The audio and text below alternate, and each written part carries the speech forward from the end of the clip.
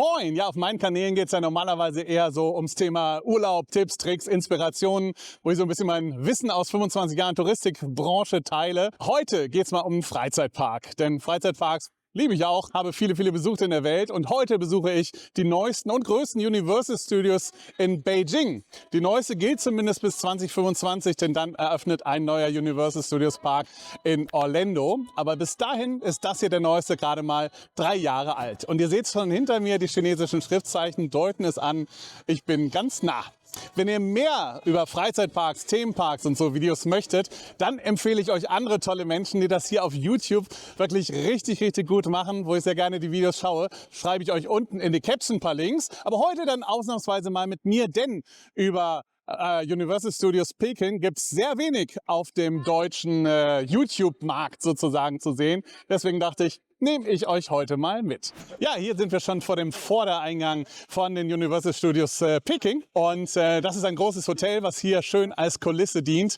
Keine ganz neue Idee. Disney hatte die schon in Paris zum Beispiel oder in Tokyo Disney Sea. Trotzdem wunderbar. Das Grand Hotel von Universal Peking. Dann gibt es noch das Nuo Hotel.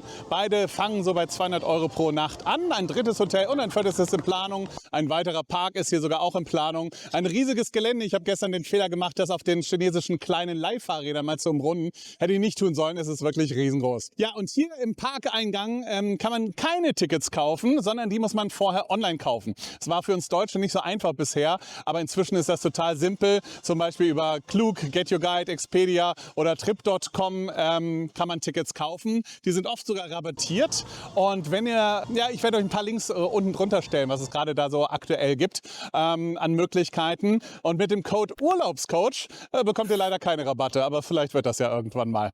Erstmal geht es jetzt ab in den Park. Ja, der Park wird von 95% Einheimischen besucht, würde ich sagen. Die meisten sprechen kein Englisch, aber von den Mitarbeitenden findet man hier immer jemanden, der Englisch spricht. Die sind mega hilfsbereit und es ist also überhaupt kein Problem. Wie gesagt, die App ist in Englisch, das hilft schon sehr. Und alle Beschriftungen, alle Schilder sind auch auf Englisch. Man findet sich also wirklich zurecht. Ja, viele haben am Anfang berichtet, dass es hier in den Warteschlangen sehr eng zugeht, weil die regionale Kultur hier es nicht unbedingt vorsieht, dass man zwischen Menschen Platz lässt. Ja, ist halt einfach was anderes als bei uns, sollten wir nicht nach unserer Kultur bewerten. Aber inzwischen hat sich da anscheinend was geändert. Es gibt Durchsagen in den Warteschlangen auf Englisch und auf Chinesisch, bitte, dass man ein bisschen Rücksicht nimmt, Platz lässt und so weiter. Ich fand es überhaupt nicht problematisch hier, ganz im Gegenteil. Ich habe sehr nette Erfahrungen gemacht hier mit den Einheimischen. Sie wollen natürlich auch ab und zu ein Foto machen, wobei das hier in Peking auch noch ziemlich zurückhaltend ist. Ja, und die Attraktionen hier, viele davon kennt man aus den USA. Es gibt aber auch ein paar einzigartige, die es wirklich nur hier gibt. Und es gibt natürlich eine Show, die es auch in Epic Universe geben wird, nämlich die Show How to Train a Dragon bzw. Untrainable. Drachenzähmen leicht gemacht heißt das in Deutschland. Und ja, die Key-Szene, Vorsicht Spoiler, ein riesiger Drache fliegt mit einem Schauspieler drauf, obendrauf von der Decke. Wahnsinnig schön, wirklich gut gemacht. Ja, könnt ihr entweder hier sehen oder bald dann in Orlando. Hinter mir der Hollywood Boulevard sozusagen, überdacht, ähnlich wie in den Universal Studios Singapur. Eine relativ kurze Version, aber dahinter der Park ist dann sehr weitläufig.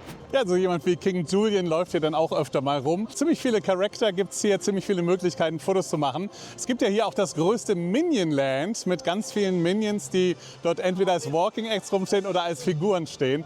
Und auch mit denen ist es dann natürlich ein beliebtes Fotoobjekt. Da wird dann auch ordentlich in Schlange gestanden, um ein Foto zu machen. Ja, nachdem man den Park betrifft, hier der ikonische Blick auf Jurassic World. In den anderen Universal Parks ist es Jurassic Park, hier ist es Universal Peking, ist es Jurassic World mit der Isla Nublar, die man hier im Hintergrund sieht. Und da gibt es den neuesten und technisch am weitesten entwickelten Dark Ride, also Indoor Ride von Universal, nämlich Jurassic World, The Ride. Und ja, da wird man zum Beispiel von einem Dinosaurier verfolgt, von einem riesengroßen, der sehr lebendig wirkt.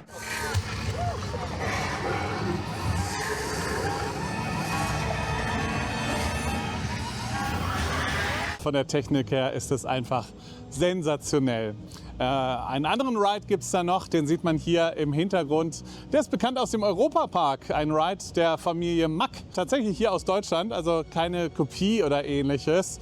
Und ja, der hat so seine Stärken, besonders in der musikalischen Untermalung an den richtigen Stellen mit dem schönen Jurassic World Soundtrack. Ansonsten ist es jetzt nicht so spektakulär. Er fährt hier einmal hinterm Wasserfall vorbei, The Backside of the Water für Disney Insider. Ja, ansonsten lange anstehen würde ich dafür nicht, aber trotzdem, es ist eine ganz tolle Landschaft, die sie hier gebaut haben. Und da sind wir schon im größten Minions-Land der Welt. Und wenn ihr es merkt, ich bin eigentlich auch ein Minion, ich passe da super rein von der Frisur her und der Brille her.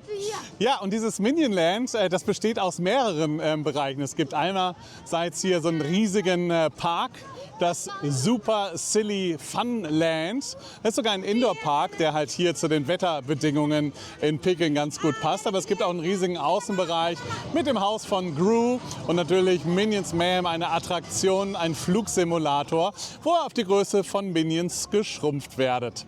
Ganz viele Fotomöglichkeiten gibt es auch. Manchmal sind die Minions auch selber hier. Wir schauen mal gerade hier rüber. Ja, hier kann man Fotos mit Minions machen. Hier sieht man zum Beispiel einen, der eigentlich erstaunlich groß ist. Größer, als ich mir das so gedacht hätte. Ja, das ist das Super Silly Fun Land hinter mir von den Minions. Simpsons hätte ich beinahe gesagt. In manchen Dingen hat es ein bisschen Ähnlichkeit mit dem Simpsons-Thementeil aus den USA. Aber natürlich gibt es hier keine Simpsons, sondern nur die netten kleinen Kollegen. Da drin gibt es eine kleine Family-Achterbahn und 2 Karussells, aber es ist halt perfekt, wenn es zu heiß, zu kalt oder zu regnerisch ist, da mal reinzuschauen.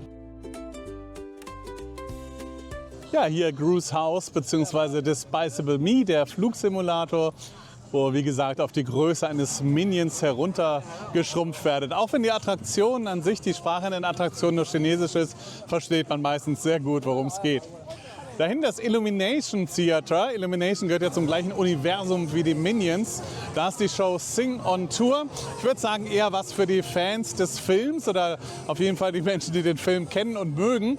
Ansonsten sieht man halt nur singende Tiere auf der Bühne. Aber die Lichteffekte sind richtig, richtig gut. Hier ist es übrigens auch nachts nett, wenn der große Illumination-Schriftzug von den Minions so manipuliert wird, dass nur noch die Buchstaben für Minion zu lesen sind. Das hört man alles akustisch. Überhaupt ist der ganze Park nachts einfach eine Wucht hier. Und hier drüben nochmal ein anderer Eingang zu dem Super Silly Funland.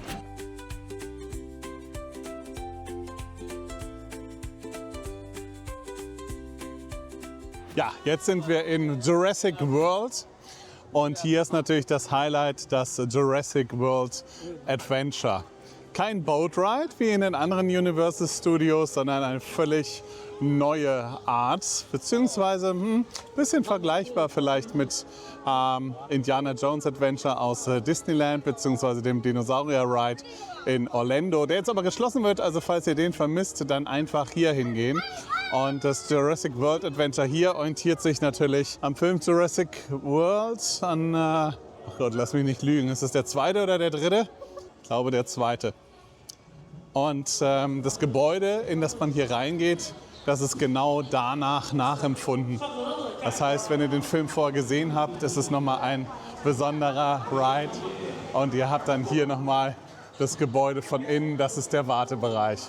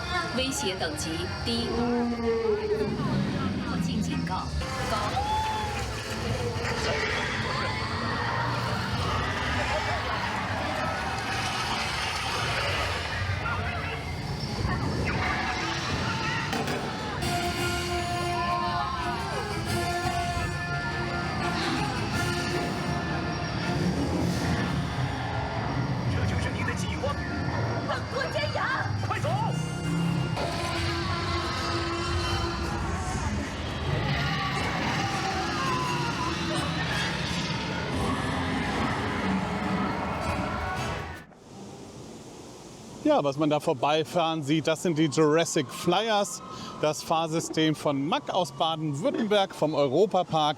Da kennt man es als Arthur Ride und wir befinden uns in der Flugdinosaurierhalle vom Film Jurassic World.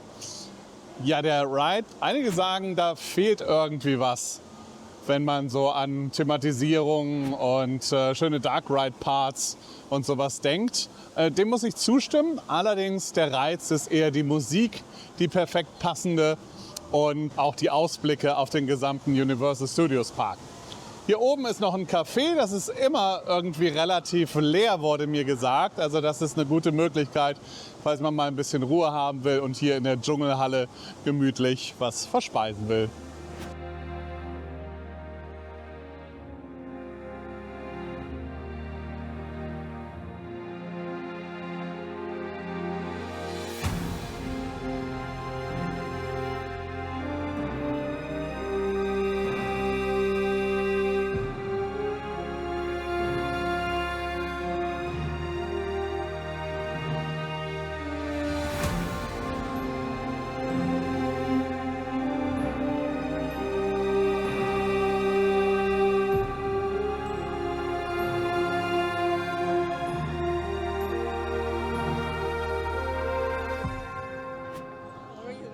Ja, bekannt aus anderen Universal Parks und beliebt Hogsmeade aus der Harry Potter Welt. Hier übrigens ein sehr großer Schlossbereich. Man sieht es im Hintergrund mit der bekannten Attraktion aus den anderen Parks. Für mich nach wie vor technisch eine der genialsten Erfindungen, eine Mischung aus Achterbahn, Flying Theater und anderen typischen Ride-Systemen. Also wirklich was Besonderes. Ja, und auch hier hat man wieder Walking Act, zum Beispiel den Conductor hier vom Harry Potter Train, der gerade die Zeiten überprüft, ob alles stimmt und schnell wieder zu seinem Zug geht. Hier gibt es Gerüchte, dass der Hogwarts Express bald noch in einen zweiten geplanten Park fahren soll. Hier in Hogsmeade gibt es die Shops, Ollivanders zum Beispiel, wo man sich seinen persönlichen Zauberstab kaufen darf. Ja, und die kleine Familienachterbahn Flight of the Hippogriff heißt sie, glaube ich. Die gibt es hier auch, sind wahnsinnig lange Anstehzeiten hier immer. Ja, empfiehlt sich nicht unbedingt dafür ganz, ganz lange anzustehen. Zum Thema Wartezeiten, es gibt hier den Universal Express, den man einzeln kaufen muss, bekannt auch aus anderen Parks. Für Menschen mit Behinderungen, die nicht so lange stehen können zum Beispiel, gibt es andere Systeme. Attraction Assistant Pass heißt das zum Beispiel, die man sich beim Guest Service beantragen kann unter Vorlege von offiziellen Dokumenten. Übrigens, da wurde ich ganz konkret nachgefragt. Vorsicht, es gibt verschiedene Guest Services und es geht um hier den im Park. Also selbst wenn man frühmorgens ansteht, muss man erstmal in den Park, damit man für Menschen mit Behinderung diesen Attraktionspass, diesen Erleichterungspass quasi dort beantragen kann. Die Guest Services außerhalb des Parkes können da nicht viel helfen. Ja, Hogsmeade natürlich den ganzen Tag sehr beliebtes Fotoobjekt und ganz, ganz viele Chinesen und Chinesinnen sind hier schon in perfekter Hogsmeade-Tracht quasi unterwegs, total schön zu sehen. Also ich würde sagen, 50-60% der Chinesen, die hier hinkommen, haben sich schon passend zu Hogsmeade eingekleidet. Entsprechend voll ist es hier immer. Also ich habe es getestet, früh morgens, spät abends ist es immer voll.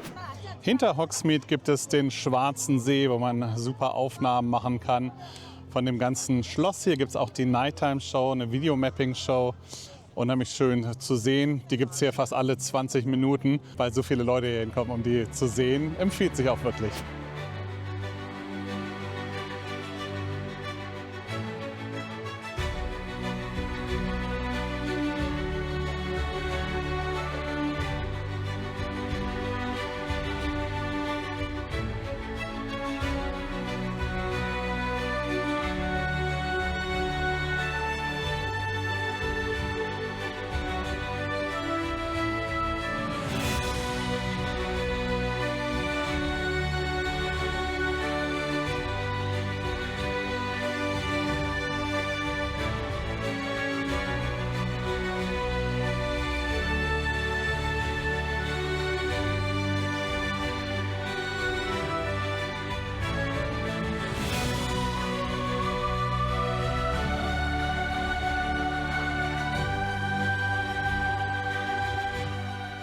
Hinter mir ist die Waterworld Stunt Show, bekannt auch aus manch anderen Universal Park. Ist auch dieselbe Show, natürlich auf Chinesisch. Wenn ihr die Chance habt, sie im Dunkeln zu sehen, das ist richtig eindrucksvoll, kann ich sehr empfehlen. Die Stunt Show ist hier in einen kleinen Themenbereich eingebettet. Das heißt, es gibt hier noch einen kleinen Bereich und die sogenannte Drifters-Kantine, die sich voll in die Wasserworld Welt quasi einbezieht. Hier hinter mir sieht man sie, passt also voll in die Kulisse, auch abends ein echt schöner Themenbereich.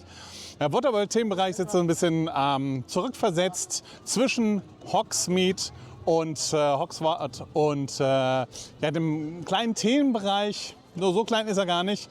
Aus dem Kung Fu Panda Film, Land of Awesomeness heißt das. Und das ist wiederum ein Indoor-Bereich, den ich euch als nächstes zeige. Übrigens sehr passend, hier überall im Park gibt es Powerbanks für Handys.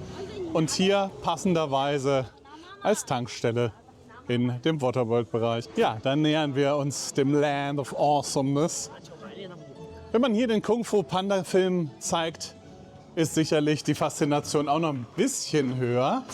Allerdings nur ein bisschen, denn dieser Bereich ist einfach so sauschön. Es ist hier immer Nacht und es sind wahnsinnig viele Lampions, so richtig der chinesische Style hier zu sehen. Und das macht diesen Universal Park übrigens auch aus. Die chinesische Kultur findet hier immer wieder sich in den Themenbereichen wieder. Ganz spannend, wie sie das eingebaut haben. Das heißt, wenn ihr hier Urlaub macht, habt ihr nicht das Gefühl, in Amerika zu sein, sondern wirklich in China. Und das ist jetzt die große Halle hier aus dem Land of Awesomeness von Kung Fu Panda. Es gibt hier 2 Karussells und einen großen Boots-Dark Ride. Und der ist total zu empfehlen, egal ob man den Film kennt oder nicht. Außerdem gibt es hier ein gutes Restaurant, natürlich asiatisch, passend zum Themenbereich und zum Land, in dem wir uns befinden. Und ich finde die schönsten Toiletten des Parks. Ja, außerdem hier tolle Animationen von Wasserfällen und von dem Baum des Lebens, heißt der, glaube ich, aus dem Film. Den sieht man jetzt hier im Hintergrund. Und hier ist alle halbe Stunde auch eine Videomapping-Show auf diesem Baum. Sieht auch sehr schön aus.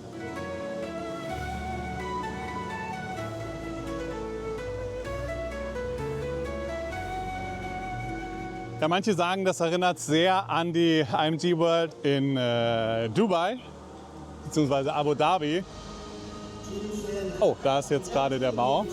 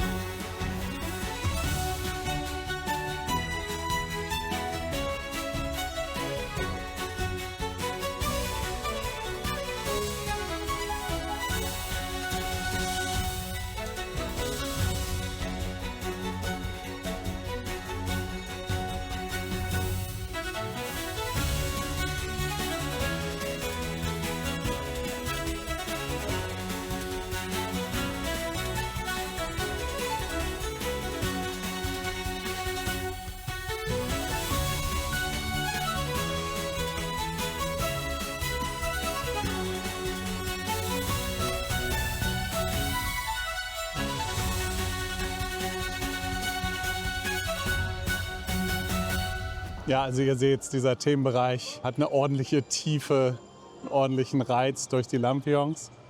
Wirklich schön zum Aufhalten. Und hier ist dann der Dark Ride, Journey of the Dragon Warrior heißt er. Passend zu dem Kung Fu Panda Film und wie gesagt, empfiehlt sich wirklich für alle, egal ob ihr den Film kennt oder nicht.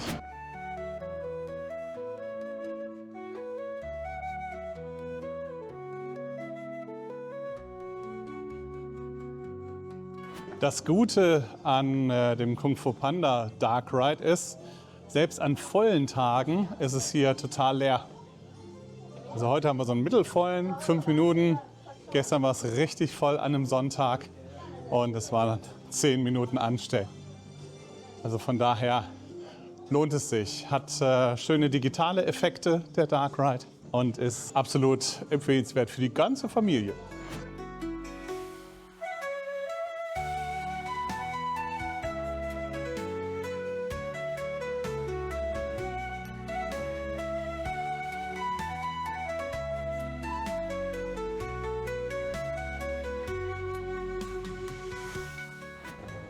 Ja, neben dem Kung Fu Panda Themenland ist das Transformer Themenland ein weiteres exklusives, was es sonst bisher noch nicht auf der Welt gibt.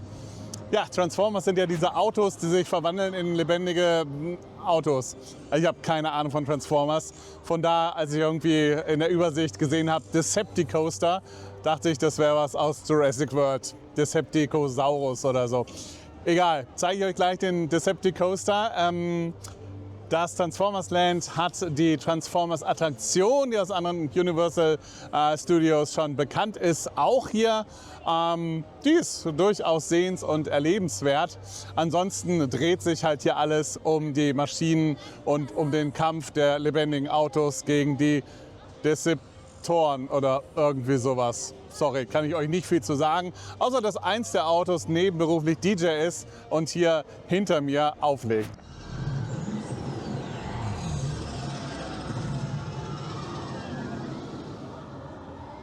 Ja, das ist der Decepticoaster aus den Universal Studios in Florida, auch als Hulk Coaster bekannt.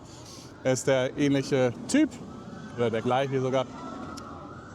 Und der steht hier am Eingang des Transformer Lands oder der Transformers Metro Base, wie es ganz genau heißt. Ja, zum Schluss nochmal hier ein Blick auf den See mit der Jurassic World Isla Nublar im Hintergrund, so wie ich angefangen habe. Also ein wirklich schöner Park, muss ich sagen. Der See liegt hier in der Mitte von dem Ganzen und am Anfang dachte ich, oh, so groß ist es ja gar nicht. Da aber die Länder mit dem Kung Fu Panda Land, das Land of Awesomeness, und die Harry Potter World und die Transformers Metro Base sehr viel zurück nochmal liegen. Also nicht alles hier rund um den See ist doch sehr viel größer, als man so denkt. Ich muss sagen, gerade die neuen Länder wie Land of Awesomeness fand ich sehr beeindruckend, sehr schön. Transformer Metro Base ist wahrscheinlich so Geschmackssache. Wenn man die Filme kennt, vielleicht kann man sich dann noch ein bisschen mehr dafür begeistern. Grundsätzlich hier von der Atmosphäre her toll gemacht. Es gibt neben der Parade, neben der großen, ein bisschen Street Entertainment. Das sind einfach Künstler, die live singen oder eine sogenannte Halftime-Show mit Rappern und Tänzern. Auf jeden Fall auch nett. Bei der Gesamtatmosphäre fällt mir auf, dass die Soundsysteme besonders gut abgestimmt sind. Das sind so Details, auf die ich natürlich gerne achte. Müsst ihr mal drauf achten. Es gibt so viele Lautsprecher in den einzelnen Bereichen, die raffiniert ineinander übergeblendet werden und die dann auch die jeweiligen Geräusche, die man so in den Bereichen braucht, wie zum Beispiel in Jurassic Park oder beziehungsweise Jurassic World ist es hier. Das ist schon sensationell, wie das technisch gemacht wird. Auch die neuen Attraktionen, Jurassic World, die Fahrt, Wahnsinn. Also was da neu inzwischen so möglich ist mit der Technik, wirklich beeindruckend. Ja, während hier in Hollywood alles für die Parade, die Universal-Parade, vorbereitet wird, stehen wir jetzt vor dem Chinese Theater, bekannt aus Hollywood. Und hier drin findet die Untrainable Show statt. Das ist die Show, die auch im Epic Universe in Orlando dann in einer ähnlichen Form, spielt in einer anderen Zeit, ein bisschen andere Charaktere, aber ähnlich stattfinden wird. Wikinger-Thema natürlich. Und wo der große Drachen durch den Raum fliegt. Und die Show ist wirklich spektakulär. Egal, ob man jetzt das Thema mag oder nicht. Technisch ist es ganz high class und wirklich empfehlenswert.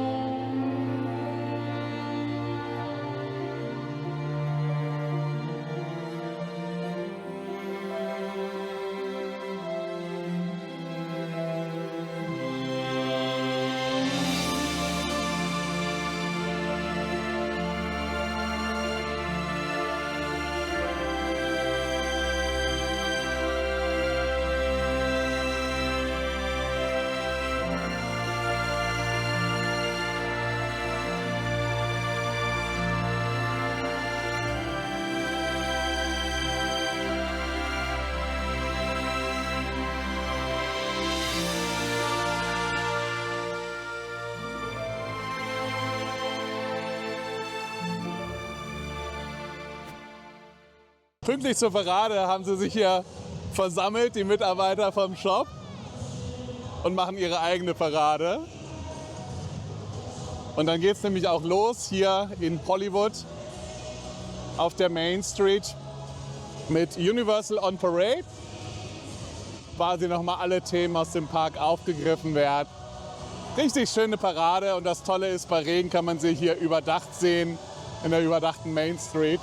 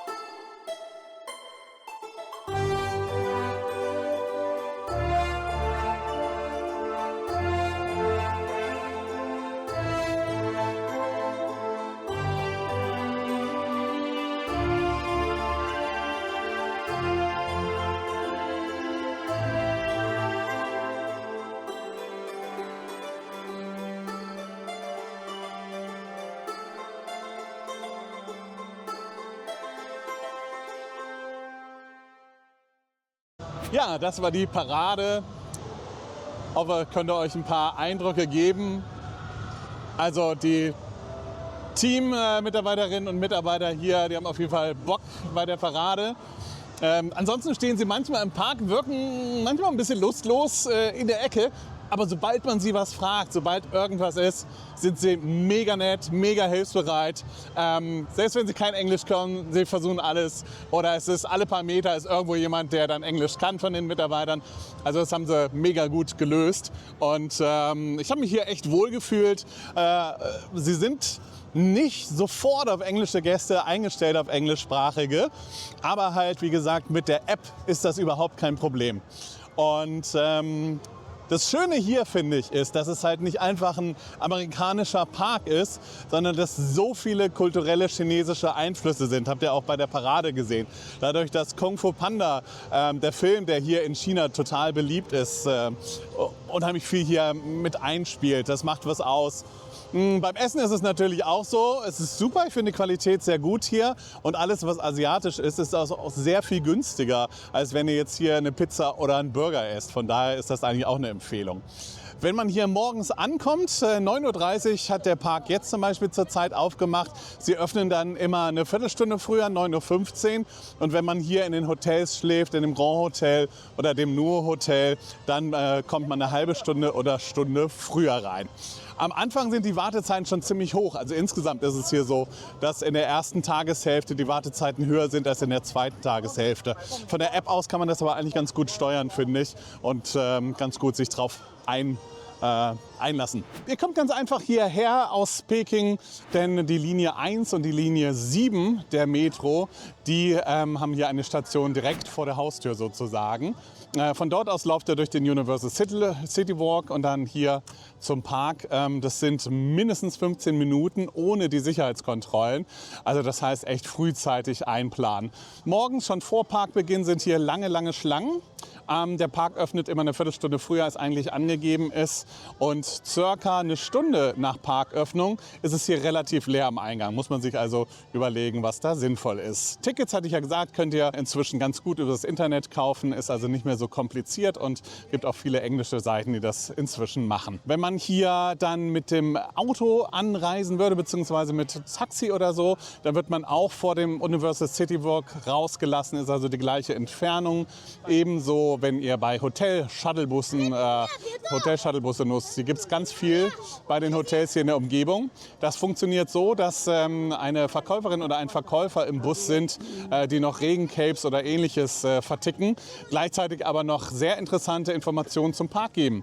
Leider auf Chinesisch. Aber ich habe eine Translator-App mitlaufen lassen. Teilweise kriegt man dann sogar was mit. Tja, das sind die Möglichkeiten. Wenn ihr irgendwelche Fragen habt, gerne hier drunter posten. Ja, ich hoffe, ich konnte euch so ein paar Eindrücke bringen. Wie gesagt, ich bin nicht der professionelle Themenpark- und Freizeitparkfilmer. Da gibt es andere auf YouTube und auf Instagram, die ich euch sehr ans Herz legen kann. Die machen eine tolle Arbeit. Ich verlinke die hier unten drunter. Und falls ihr dann noch anderen Bedarf an Themenpark-Content habt, dann seid ihr bei denen richtig. Wenn ihr Bedarf habt an Urlaubscontent, an Tipps, Tricks, Strategien für einen richtig schönen Urlaub, Inspirationen von mir und ein paar Tricks aus der Touristiker-Kiste quasi, dann folgt auf meinen Kanälen, auf den Urlaubscoach-Kanälen.